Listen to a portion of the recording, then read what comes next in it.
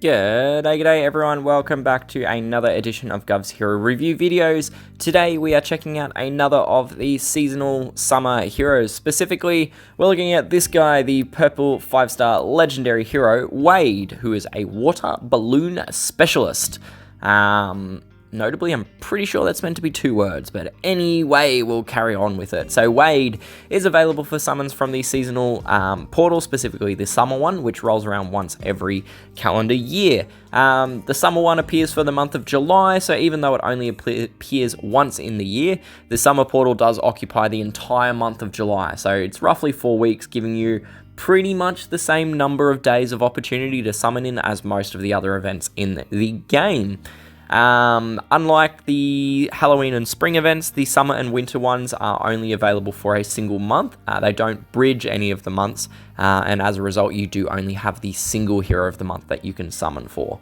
Wade himself has been around for a little bit now. He was added in July 2022 to the portal and the summer Waterfight family. The event was originally released in July 2021, so this was when the OG heroes of Hudson, Hanalei, Delphine, Lana, and Finlay were added. Guppy and Wade, as I said, came a year later in July 2022. And then most recently in July 23, variant Hudson was added to the family. So nothing really added this year, which is a bit unfortunate, but yeah.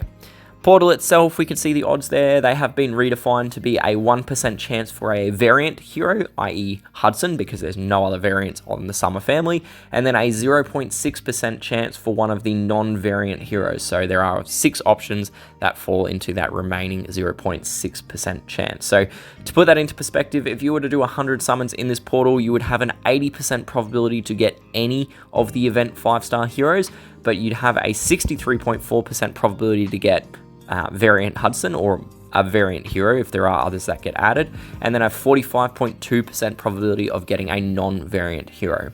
If you were to drill down on specific heroes, so the variants at the moment, there is only Wade, so it is a 63.4% probability of getting a specific variant hero, but for a specific non-variant hero, it is just a 9.5% probability of gaining that specific one in those 100 summons, which is a little bit unfortunate. Now note that those odds will flip around a little bit if more variants get added to the portal. So if, for example, variant Wade gets an addition into the portal, then the specific variant hero odds will go down and the specific non-variant odds there will go up a touch. So yeah, just something to bear in mind for the future. I'm going to stick you guys on pause real quick and we're going to jump across and take a look at Wade's artwork. So here we have it. So thank you very much to Sim11 for passing this one along. So yeah, Wade is the Waterballoon Specialist, so he must therefore have lots of water balloons on his person. He seems to be juggling the water balloons, which is a little bit of an odd thing to do. And his hand looks a little bit weird, particularly his backhand. I don't know what it is about it. It looks kind of just cramped and too close to his body. I don't know. It's like he's got a dinosaur hand going on. I don't know. Anyway, that's his artwork. Feel free to pause it if you wish, but yeah, otherwise we can dash back across and we'll take a look at what some of the stuff on Wade's card is. So, Wade, like with the other heroes from this portal, they are a member of the Waterfight family, which means that he is granted a 10% chance to trigger the Soothing Waves effect whenever he casts his special skill. This effect will heal all allies for 13% HP immediately. So it's kind of like a better version of the Medic healing spray, like just a marginally better amount. So 2 quick notes on this. Number 1, the Soothing Wave is inherent to every Waterfight family member. You don't need multiple heroes to trigger it, you just need a hero from the family, and they have an inherent chance to trigger the ability. Second thing to note is that it is percentage based of the receiving hero, so a hero with more base HP will get a higher number of HP healed, but it will still sit at that 13% health. So just something to note that it will vary a little bit based on the hero in question. They will also gain more benefit if they have picked up additional healing from some other source, like a weapon or the class emblem node. We can see on the bottom there as well, there is a bonus for having multiple unique family members in the fight. So notably there, or specifically rather, it is a plus 3, 6, 9 or 12% defense improvement if you've got 2, 3, 4 or 5 unique water fight members in the battle. So this one, it does have to be unique heroes, so you can't get the defense bonus for bringing along 2 copies of Wade. It has to be 2 different heroes, like combining him with Finley or with Lana as 2 different examples. On the personal front, Wade comes in with 726 attack, 695 defense, and 1405 HP. So there is a little bit of a skew there going from that HP stat towards the attack stat. His defense stat's pretty much on par, but there is a slight reduction there going from his HP to attack is the skewing. I will note as well that his total power is set to 699, a little bit reduced compared to some of the most recent heroes in the game. You've got ones like Topaz at 742, and Crypt, who's the current hero of the month at the time of this recording, he is 734. So a little bit reduced, but in saying that as well, higher than the OG's water fight heroes who come in at 684. So that is something to note. Power in the end, it is just a representation of their base stats. So more power means there's more base stats to distribute amongst the 3 effects. So yeah, that's power creep essentially. His charge speed is set to 51, which is average speed and requires 10 tiles to charge or 5 ghosted tiles. The speed break occurs when you can reach speed 58, so that is a plus 7 speed improvement required. This can be done quite easily. Purple does have a vanilla 5-star gun, which gives you a plus 9 speed improvement, specifically the Inksplosion B90. You can also get there using the plus 6 Pearl Scale Convex, which is a weapon of the month. But to do this one, you have to combine it with the 2% charge generation node, found at plus 19 on his tree. Double break is not possible. It would require a plus 14 improvement up to speed 65, so just not possible. So ultimately, at the end of the day, the speed node is not really relevant if you've got the Inksplosion available. If you've only got a Pearl Scale or an unleveled gun, the speed node will get you that single break with a plus 5 or plus 6 weapon. So probably not relevant for some people, but also possibly relevant for other people's situations. His class itself is the Demolitions class, so it means that Wade is granted a chance to shell shock the enemy by removing buffs from the target whenever dealing damage. So the removal of buffs will trigger an increase in damage by 15% per buff removed, as well as a flat increase to normal damage that is done. So personally, I do love the Demolitions perk. It is effectively a free opportunity to dispel buffs from the enemies without needing to charge any special skills. It does also happen at the start of the damage calculation, because otherwise if you don't remove the buffs, how would you know how much damage you're dealing and get that additional damage? So what it means is that it can be quite useful against counterattack and other such buffs which would reduce the damage that is received. So typically I put +1 on pretty well all of my Demolitions heroes once they are maxed, just to activate that chance for the shell shock. By way of a specific emblem path for Wade, I would probably be going an attack path just to emphasize his attack stat and his damage output. That would be my personal preference. You could also go a more HP oriented route in order to try to enhance his, I mean, we'll get to it in a bit, but his garbage ducky minion. It's not going to give you much benefit though, so I really would just go the attack route to emphasize and enhance his damage output. So what this looks on a tree is we are going to pick up the nodes with attack on each side. There aren't any points where you have to choose between the two sides to gain attack on one side or the other. It's always only a single choice. So that is what the path I would follow for Wade is, picking up attack at each point down that tree. You will see that I have stopped at +18. There isn't any benefit for most people to go to 19, and certainly not going to 20. I don't think he's a +20 worthy hero at all. Emblem worthy, sure, for the damage, but not a +20. So yeah, that's the emblem path, so feel free to pause it if you wish, but otherwise we are going to jump back across and take a look at his special skill in earnest. So his special skill itself is titled water grenades, and at level 10 skill and 51 charge speed, it will deal 270% damage to the target and nearby enemies, with an additional 60% damage dealt when hitting an enemy with status ailments. It will then also summon a rubber duck minion for the caster and nearby allies, which has 8% attack and 8% HP inherited from the caster. The rubber duck minion will also impart a minus 60 attack for 3 turns to enemies that it hits. So a couple bits going on there, we'll break it apart. So we're going to start with that damage component like we normally do. So damage, as always, easy enough to calculate, but a lot of variability that makes comparisons quite hard.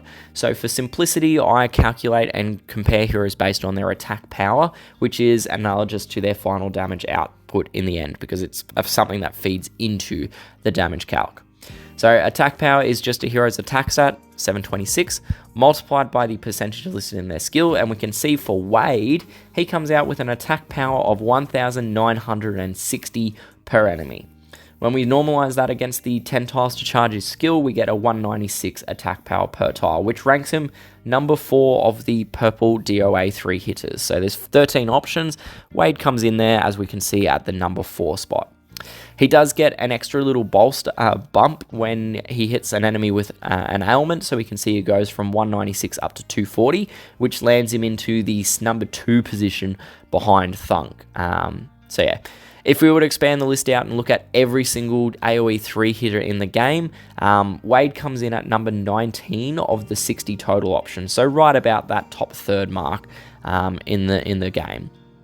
The bonus damage, though, it does jump him to number 6 on that overall list. So he does have a fairly decent base damage output, but that bonus damage when hitting an ailmented enemy is very much pushing him up the list. And it is a very general term, an enemy with an ailment. It does mean that there are a lot of ways you can trigger that. You can get it from a defense down ailment, you can get it from a charge control ailment, you can even get it from the rubber ducky minion, which is probably one of the better, it is the best synergy for the duck minion that exists with the water fight family members, which is probably the best and only thing that I will ever say about the rubber ducky minions. I don't find them to be very useful, generally speaking. So yeah, Wade, good damage dealer.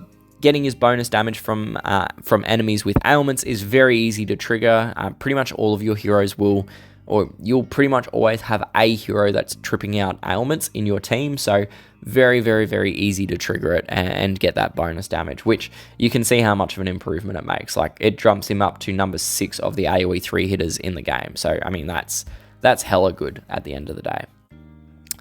Some of those other purple options, obviously there's Thunk at 251, Triptych at 223, Xyloid 214, some below him as well. You know, you've got Breakthrough, Redhead, Senka, and Wilma down the bottom there at 108 attack power per tile. Moving on from the damage, the only other part of his skill is the rubber ducky minion. Generally speaking, I do not like this minion. I find it to be quite terrible, but we'll have a bit of a look at that. So the rubber ducky minion, he summons a rubber duck minion for the caster and nearby allies with 8% health and 8% attack inherited from the caster. So the ducky minion is really, really poor. Like, really poor. We can see on this list here, Wade is sitting there way down near the bottom. Not the very, very bottom, but he's down near the bottom in terms of the minion makers in the game, coming in with just a 112 HP minion. So the disappointing thing for this is that a general slash attack in the game comes in at between 120 and 150 damage. So having only 112 HP is not even enough to survive a single slash attack. So that's, to me, the main sign of how poor these rubber duck minions are. And to put it into further perspective, if you look at this list, you'll see that the 5 summer heroes that create a minion occupy the bottom 5, basically 5 of the bottom 6 slots on this comparison graph by a fair margin too. They're not great minions at all. So yeah, bit disappointing from a minion making perspective. If we were to take away this graphic and replace it with just the purple healers, you can see that Wade is there as a pseudo healer, and yeah, he is at the bottom of the purple pseudo healer list as well. So there aren't too many purple healers. El Coyote is probably the only true healer, followed by Sir Casimir is kind of the next option, but you've got ones in there that are pseudo heals. Like you've got Ramhorn that makes minions, Senka, Talon both make minions as well, but Wade is down the bottom there with just his 312 HP minions, and that's about it. So a bit unfortunate, the minions in terms of their overall health and their overall effectiveness. The minion does have an effect, which we'll look at next. So the minion's target gets minus 60 attack for 3 turns when it hits them. So this is an attack debuff that is applied by each of the Ducky minions whenever they strike an enemy. It is pretty minor. At the end of the day, minus 60 attack comes in at just 8% of Wade's base attack stat. If you're to chuck on a 5-star weapon, it drops down to just 6.5%. On a more modern hero like Topaz, once you give him plus 20 stats and a 5-star gun, it's just a 5.9% debuff on Topaz. So not a very big attack debuff, like at all. So much so that you would probably be unlikely to visually notice the difference in the damage output between a hero with the attack debuff and a hero without the attack debuff. Like, it's well and truly within the RNG range, is how much of an effect it's making. I will also point out that the maximum debuff only comes at 10 out of 10 skill. It drops off by 4 attack points per level. So if you drop down to a 6 out of 10 skill, so no 5-star books committed, it's just a minus 44 attack or a minus 4.3% debuff on that aforementioned Topaz. So yeah. A couple final things that I will say about the minion and its effect. It is triggered only by the minion strike, which is entirely random. So you could have your 3 rubber ducky minions strike the same enemy, which means that you will result in only one hero with this tiny debuff, and it does not stack with itself. You can't have 2 instances of this. Like, if you hit the same enemy 3 times, they'll only have one minus 60 debuff. The only upside to this minion's effect, and I'm really grasping at straws for this, there's 2. One of them I mentioned earlier, which is that it does have a good synergy with Wade's additional damage. So the Ducky minion makes an ailment. He requires ailment damage to get the bonus. Sorry, an ailment to get his bonus damage. So that's a nice little synergy, but it only applies for future skills of Wade's, casts of Wade's skill. It doesn't apply to the first cast. The other benefit that is to the Ducky minions and the effect is that it is classed as an attack debuff. And because of how buffs and ailments work in this game, it completely reverses attack buffs. So taking this to a bit of an extreme, if you look at Sapphire can create a plus 131% attack buff on her allies once it's berserked up to max. This minion strike will pretty much remove that 131% attack buff, and replace it with a minus 60 debuff. So that's kind of the extreme, the most useful that this minion can be. But like I said, it is completely random, and the minion is so flimsy that chances are it probably won't last to hit more than 1, maybe 2 times in the entire fight. So overall, I think Wade is probably one of the better heroes in this portal. The portal is not filled with great options, but he's the kind of hero that has a lot of potential, but only gets partway there.